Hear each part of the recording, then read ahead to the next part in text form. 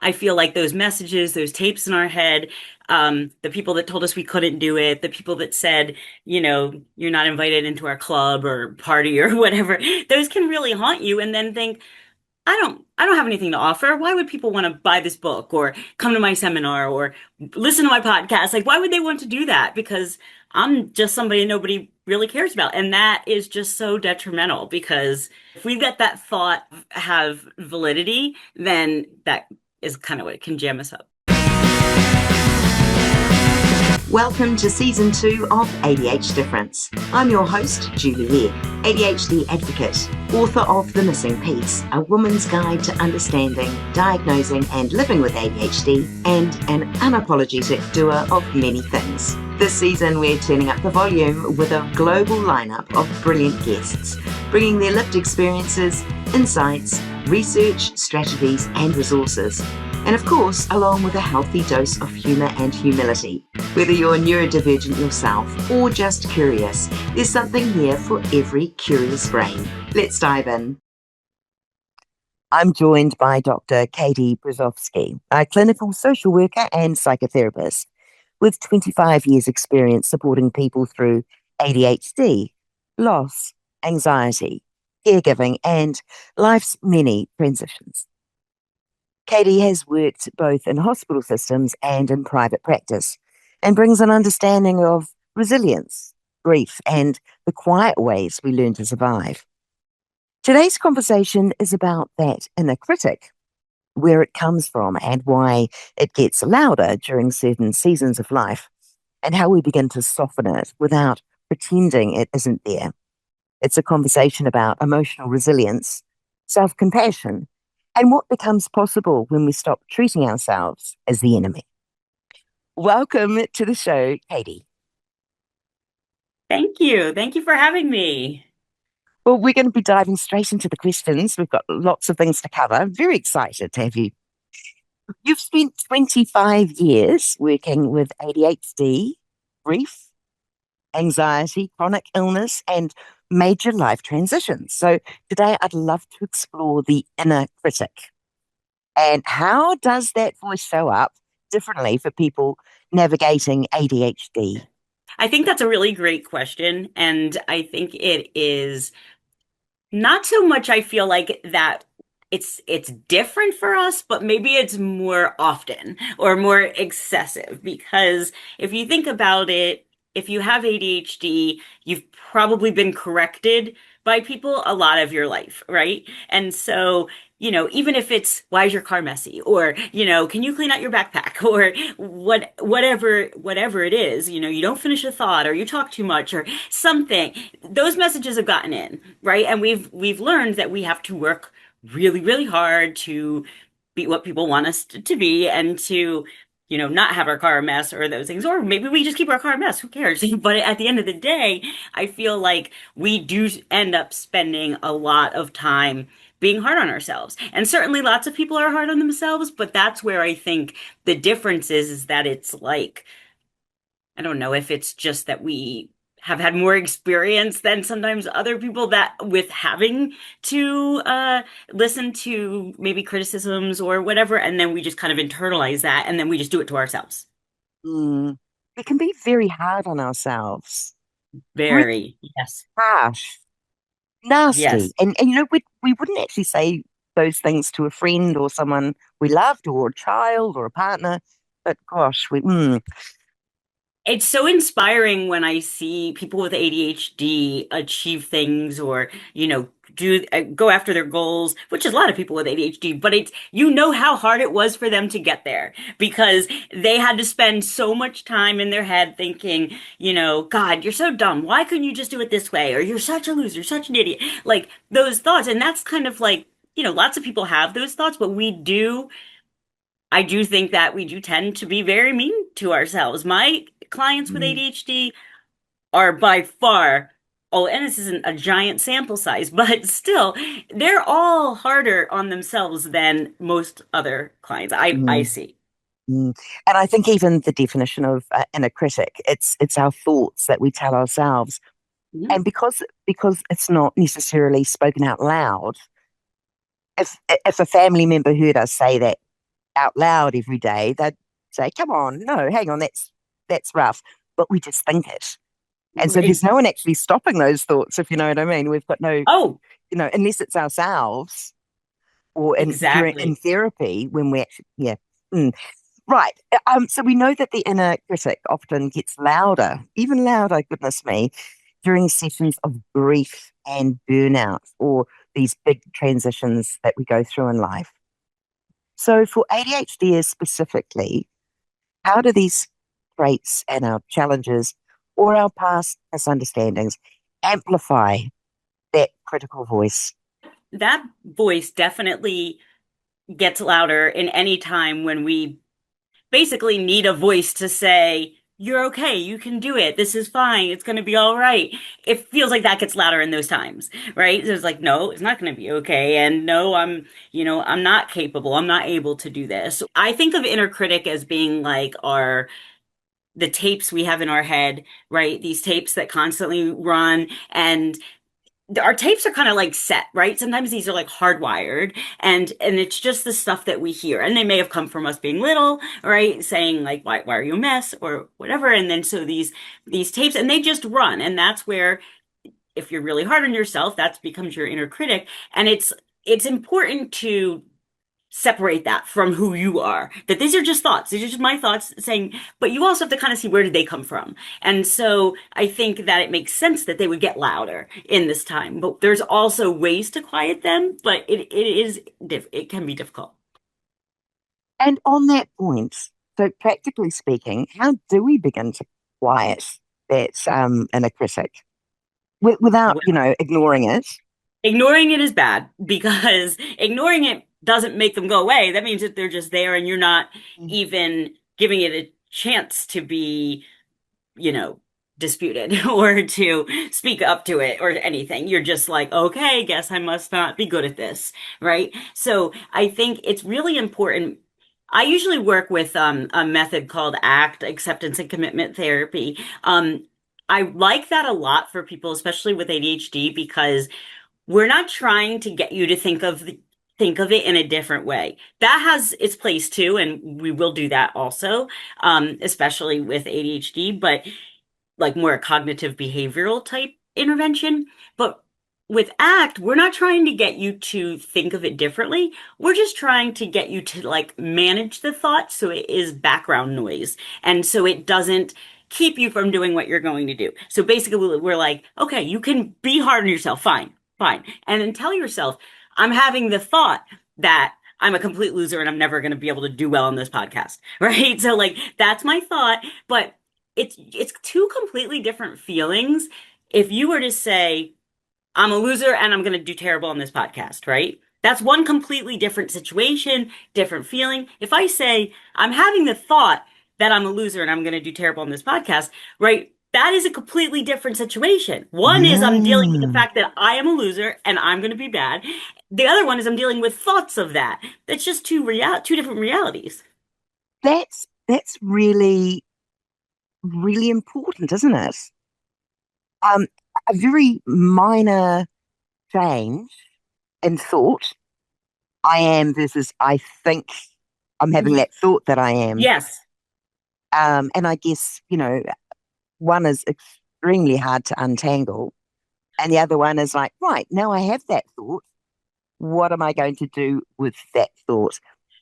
Well, the good thing about that is that if that's the issue that you're dealing with a thought, that's the problem is you having a thought like that, then all you have to do is deal with the how to not focus on that thought right then, how to focus on your values, how to make, like I said, make it background noise. And these are all from the ACT therapy, like they're different tenets of it. So I didn't make this up, but I do use it a lot because it's very helpful.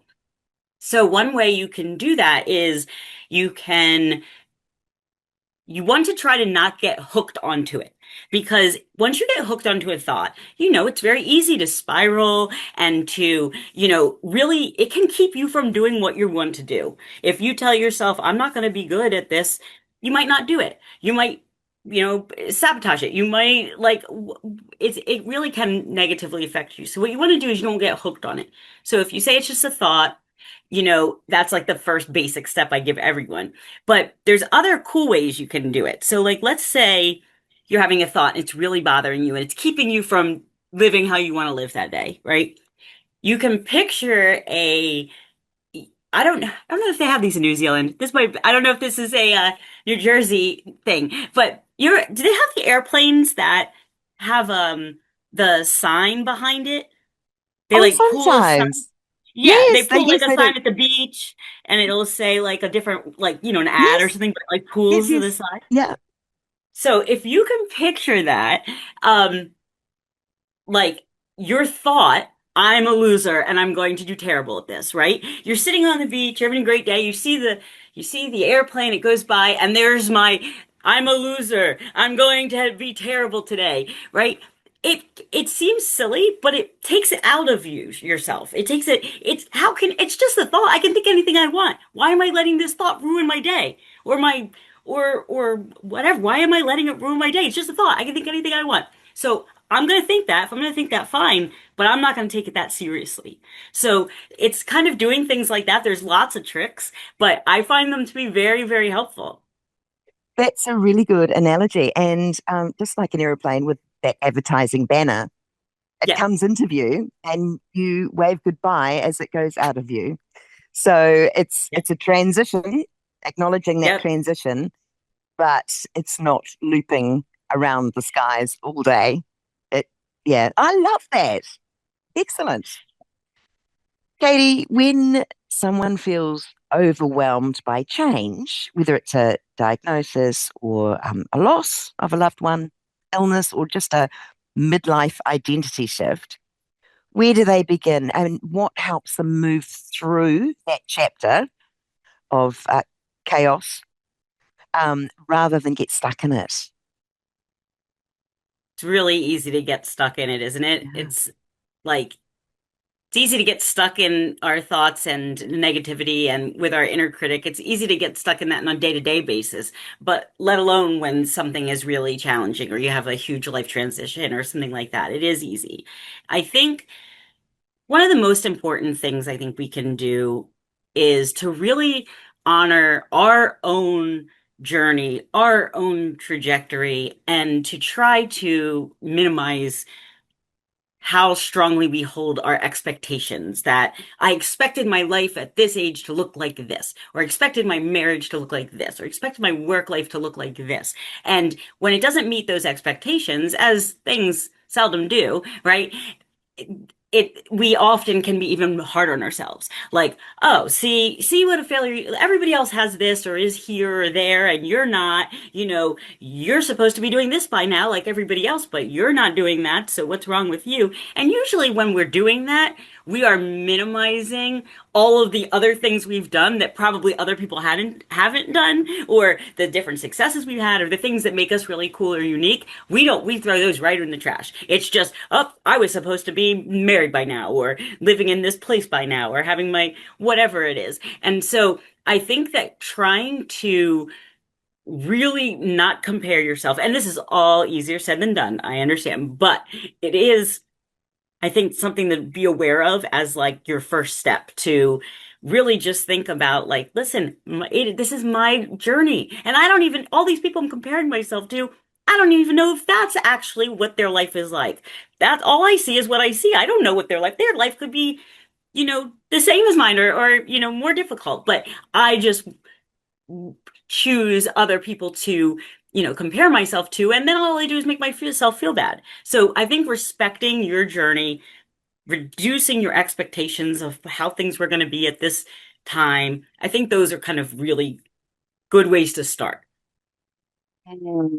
Because life isn't all mapped out, is it? We don't have a life guide and go, we start at well, we know we're going to be born and we know at some stage our life will end. And that's the only thing Right. that's certain in life. Everything else in between, and particularly for ADHDs, because we do things, we think in a non-linear way. And I think certainly our life can reflect that too. As our Absolutely. interests spike and our our attention goes to a new career or we want to reinvent ourselves. Um, yeah, it's not always like the Joneses next door, is it? Exactly. And I do think that's a good point about ADHD specifically, is that you will see um more side quests or more, we get bored easily. So you may, it is statistically, people with ADHD, they do have more higher rates of substance abuse or higher rates of job changes or, just different, there's career changes. They're more likely to own a business or start a business. Like there's just things that may be very different in that realm than for someone who doesn't have those challenges. And we have a whole lot more life stories to share too, don't we? You were talking Oh, before about we might not be in the same place as our peers, and we think that we should, but we've got a whole bunch of adventures and like really amazing life stories that would you probably shock and awe many people if we sat down and chatted about them. Oh, absolutely. I think that's one thing that people with ADHD should really embrace is that, you really can't, if you're afraid to fail, if you're afraid to mess up, you really don't accomplish anything because you can't do anything without risk. We're usually pretty good at taking those risks. Not to say we're not going to beat ourselves up if we fail or we don't do well, but it's like, I feel like the taking risks and the I think I can do this. I'm going to do this. We might get bored and tired of it the next day and quit, but this still or move to something else. Um, but I think that it is, I think that is unique to us, and not we're not the only people that accomplish stuff and have a million ideas, but we definitely do accomplish things, but also have a million ideas. I have a funny aside. Well, it's relevant, but I had started a Facebook group a few years ago. And it was supposed to be for women over 40 with ADHD. And so I thought, oh, this is going to be so great. I think it's really necessary because I noticed in my 40s, I felt like my ADHD was getting worse. And I didn't really, like, I never really even told people, I mean, I'm sure they figured it out, but I never, like, said anything. I just was, like, normal. But then things just started feeling more overwhelming. I felt more forgetful. I felt more like, I don't know what happened, but I just felt like it became really obvious. And so I started like letting people know. And so then I started to think, well, maybe there should be a group for people in this age range, women specifically, because we know that menopause and perimenopause, the hormonal changes does make ADHD symptoms, can make ADHD symptoms worse. So I thought I'll do this group, right? Well, it was very fun, but I quickly realized first, I don't have the time to do that, but I don't care because I thought it was going to be really great. And we got up to 7,000, 7,500 members. Then my thing gets hacked. The Facebook gets hacked, Oh, and I didn't pay attention to the email that said, "Is this you?" or whatever. I didn't pay attention. So the person that hacked it, then they violated standards, and then it got cut off. So now there's no more Facebook, there's no more group, and it went away. So then it came back. I finally got access to it like after a year, and now I have access to it, but I'm like so afraid to go back to this group that has all these members and be like, oh, I've been gone for 2 years. In the meantime, while I was not paying attention to it, we had 450 member requests, and I'm like, so I'm thinking I need to go back and resurrect it. But it's just like those kinds of things, I feel like we could probably all relate to that kind of story. Like, it's so much different than a linear, like, I'm going to start a Facebook group. Then if they get a notification, they just say, oh no, it was hacked. That's not me. And then there's no problem. But now this is a 2 year saga of, so I just feel like I'm more just try to like take it in stride than get mad at myself. I still get mad at myself, but I try not to. we're pretty good at risk taking, and sometimes we can think long and hard about maybe mitigating some major outcomes, negative outcomes, and other times our brains are going so fast we just leap at it, and there's no time like the present. That's the way I feel too. Very, Yeah. very similar. Just diving in and doing it and working it out as you go along. You were talking about life after 40 for Mhm. women with ADHD, and you work with many people in midlife and Mhm. older who are Mhm. redefining meaning Tell me about softening the inner critic and rediscovering purpose. Well, I feel like, as we talked about, the inner critic with ADHD, it comes from a lifetime of these kind of negative perceptions of us or being corrected or whatever. And I feel like the the best way to kind of not start over, but if we're trying to reinvent ourselves, to where we're like, okay, I'm tired of this nonsense. I want to be who I want to be now. I'm not going to try to people please, or I'm not going to try to put myself down or whatever. I'm not going to be small. I feel like the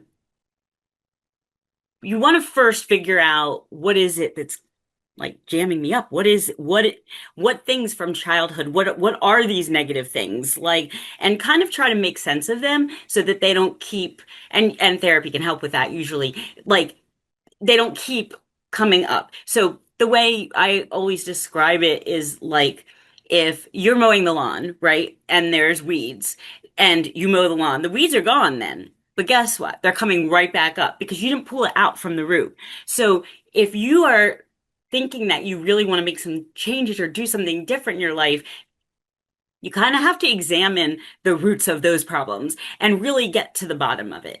And then you can you may not have as much of that doubt or those things coming up because you got rid of it. But if you just mow it over, they will keep popping up. So I feel like those messages, those tapes in our head, the people that told us we couldn't do it, the people that said, you're not invited into our club or party or whatever, those can really haunt you and then think, I don't have anything to offer. Why would people want to buy this book or come to my seminar or listen to my podcast? Like, why would they want to do that? Because I'm just somebody nobody really cares about. And that is just so detrimental because it's not true. And it may be true for some people. Not everybody's going to like us, but it's not true in general. And we just have to but if we let that thought have validity, then that is kind of what can jam us up. And I really like the analogy of pulling out the weeds rather than just mowing over them, because Hmm. pulling out those weeds or addressing our inner critic, it does take work, but it's worth Hmm. doing it. It's worth addressing Absolutely. it rather than ignoring it. Absolutely. Katie, I would like to talk to you about grief. Now, you're a former hospital social worker and now a private practice founder, and you've Yes. spoken about living in a culture that's really uncomfortable with grief. How does that culturally discomfort intensify self-judgment when someone's trying to survive loss, for example? Well, I think it does also go back to us comparing ourselves with others or us, a lot of times with ADHD, you become more independent because I know sometimes you just don't want people in your business, like, or people helping you with stuff because you're afraid they're going to criticize you for how badly you've done it or what a stupid way that is. So you may just do more things yourself. So you end up being kind of independent, not asking for help as much. And so I think when it comes to grief, then it's like you if we're judging ourselves based on maybe those tapes, but then also like just looking around, we're going to feel more self-conscious. We're going to feel like, oh, look, everybody else is just getting by, or nobody else is dealing with this, or I can't burden anyone. I can't ask for help. And so I think all of those things can just make the process really hard. I feel like sometimes we are also feel kind of isolated and alienated just in general, or could. And so this idea of feeling kind of like odd man out or we think differently and then that kind of makes us not feel like part of the group. That's even worse then, especially if you have an off time life event, like you have a grief or loss at a time when of a person that typically that wouldn't be something that normally happens at that stage or at that age. I work with grief and loss, so in my practice, so I work with people that have lost children, people who lost parents, people who lost Mhm. spouses, and if you lose your spouse in your 80s, that is very sad and difficult, but it's also not off-time life event. That's not an unexpected time. If you lose your spouse in your 20s or 30s, that is an off-time life event. So that is an unexpected time. So those times are always even more isolating and alienating. So that's why I think it's important to, recognize that, but then also reach out for help. People with ADHD, myself included, I feel like, I don't know if you agree with this, but I feel like there's a struggle sometimes to not overshare, or to overshare and then beat yourself up for oversharing. I don't know if anybody has that experience out there, but I struggle with that, and so do my clients. Somebody will come in and she'll be like, I just kept telling myself, stop saying so many words, stop saying so many words, and stop talking. And I know I do that too when I'm talking. Sometimes I'm like, why are you still talking? Stop it. And so I feel like if we do overshare, we could we could really be hard on ourselves. Like, look, see, why'd you tell that person all about that? But at the end of the day, you do need to find people that you can trust, who care about you, that you can share with, or go to a grief group or something like that. But yes, I think in general, society just doesn't want us to talk about anything that makes people feel uncomfortable in any way. But that's part of life. There's people are not happy all the time. Life is all the things, but happiness is the best one. So that's the only one we want to deal with. And if you're sad, don't be sad, be positive. There's some things you just aren't positive. When you lose someone significant in your life, that's just hard. It's just hard. Mm. On that, I think there's a very wobbly line between oversharing and undersharing, because oversharing, first of all, if you overshare with another ADHD, it's welcome, sister. Let's You're just chat, go for it. But with absolutely. someone who's not familiar or not used to hearing some quite details, quite personal details, for example, Hmm. they might feel a bit uncomfortable with that. The opposite, undersharing, I know that can feel very isolating. Can feel that you're muting your personality and dumbing it down to make others feel more Right. comfortable. So it's a tricky balance. Yes, and I'll bet we do both of those in a pretty high degree. It's like the people that are either like 15 minutes late or like an hour early. It's like you have to do one or the other, but it's being on time is very hard. But you can be early, but you're going to be extra early because you're so anxious, you don't want to be late. And so it's kind of sounds a little similar to that. Absolutely. Katie, I'd love to hear more about your practice, your current practice. What's energizing you or making you feel good about your work at the moment? Well, thank you for asking that. It has been a little challenging of late, I would say, just with um there are certain problems and things people come to therapy for that are pretty not routine, but we have years of research and years of experience, and all of these things kind of help us deal with them. And now I feel like we're kind of in a territory where people are coming in and they're talking about things that are going on in the world that are like also upsetting to myself, or they're just there's not like a manual for how to help them deal with that specifically. I mean, I can go find some ways, but it can be very hard. So I think that's been a little more challenging. So to answer your question, I have been trying to focus on kind of, okay, so what can we do? And what are things that are going to be like useful to people, maybe not in the standard way, maybe more fun, or, so I'm trying to increase like programs, increase like, having retreats, having, delivering services in a different way than we have before, because I just feel like that way, it's certainly effective and beneficial, but it just, I don't know if it's beneficial for everyone all the time. And I also think as therapists, me and my team, I think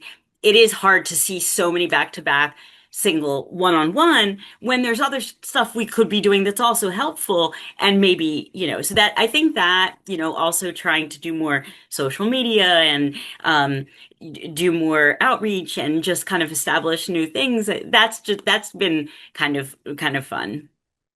That's great. And growing your business in different ways and looking at different angles, providing a similar service, but just in different ways.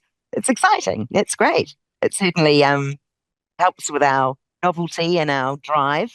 Yes. Yes. I know one, I always like, I have these ideas and then I get excited and I start implementing them, but it always takes me so much longer. Like it'll take me like a year, and in that time, like five other programs will come out like that are like what I was planning. I'll be like, no, I've been working on that. Like it's just I sometimes get have a hard time putting it out because I want it to be perfect. But perfect it doesn't work out all the time, so I just have to do it. And so it's just that's I think that could be a struggle, but it is fun. I do relate to that. And what I've learned is start it because that's where your passion is, and tweak it as you go, Yep. refine it as Yes. you go. So it doesn't have to be perfect on day one. Yeah. Yep. I'd love to ask you, for someone who's listening who feels worn down by that inner critic, that inner dialogue, what would you most want them to hear today? I think I would just reiterate that this is their journey and that whatever, maybe try to identify that critic. Is that your mom's voice? Is that your friends growing up? Was that your teacher? Where is this critic coming from, as much as you can get to the bottom of that, and then just kind of say like, listen, it's not serving me, it's not helping me. And if it really won't shut up, then you just try to put it in the background, and you can make it be flying on the airplane. You can also sing it. So if you have like a thought that's really upsetting you, or it's making it so you're criticizing yourself so much you feel like you can't get started, then you can just sing that thought, to yourself. And it sounds silly, but again, we're trying to just minimize that thought. You can think anything you want, so why are we letting it dictate your life? That is doesn't make any sense. And we're not even trying to dispute if it's true or not. We're just saying, I'm having this thought, I'm going to sing this thought to make it so I don't get hooked onto it. So I would say use techniques like that to try to just, if you can't get rid of the thought, you just put it in the background. And, sometimes you can assess if the thought is that based on uh some flawed belief? Is that a limiting belief? Is that something that I've been telling myself that's just not correct? I have a great example of this, and I'll end on this, I think. So when I was younger, I was invited to a birthday party. Okay. And well, now I have sometimes, but sometimes I'll have some social anxiety and I'll be like, oh, they don't want me at this event, or I'm sure they're going to think I'm dumb, right? These are our inner critic, right? These are all our thoughts that there's really no real reason for that other than this one, the real reason was based in childhood. But I felt like, so now I'm struggling with feeling like people don't want me around. And then I trace it back to, okay, so when I was a child and I was in third grade, a girl invited me to her sleepover party, and I said yes. And then the day before the sleepover party, she called me. She said her father had a heart attack and was in the hospital. And so the party was canceled. So the day of the party, I called my other friend, and the mom said, she's not here, she's at a birthday party. And I said, whose birthday party? And it's the girl. So she had made up that her father had a heart attack to uninvite me from the party. Yes. So now, this is like 40 years ago. And so now I am 40 years later, more than that, still worried people don't like me because they uninvited me to that party. So I had someone tell me like, oh, so you've never been invited to a party, or you never went to a birthday party? And I was like, no, I've been to birthday parties. And then they were like, oh, like only one? And I was like, no, I've been to birthday parties. And at that moment, I was like, I spent all my time focusing on the times I was excluded, the times I wasn't invited, the times people didn't like me. And I had completely, for 40 years, I had completely thrown out any evidence that I was included, or that I had gone to birthday parties, or that I had friends, or people did like me. That all went away. And I think we do that. We tend to minimize the positive and focus on the negatives. And when I could finally shift that, I think it was like, okay, there's people like me and people don't like me, but it's not that no one likes me, I'm not included. And that really helped me in social settings as an adult. So I think try to reframe those things if you can. And if you can't, then you just make them background noise. Oh, that's wonderful, Katie. Thank you. All about perspective, isn't it?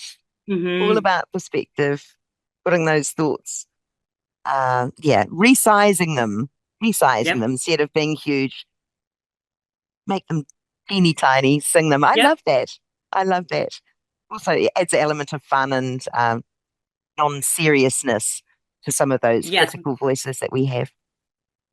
And you know what? Integrating whimsy and integrating anything fun, that's always a good thing too, just in general. Agreed, agreed. Katie, it's been wonderful having you on the show today. Thank you so much for your insights and some great tips. Thank you so much for having me. I really appreciate it. You're welcome.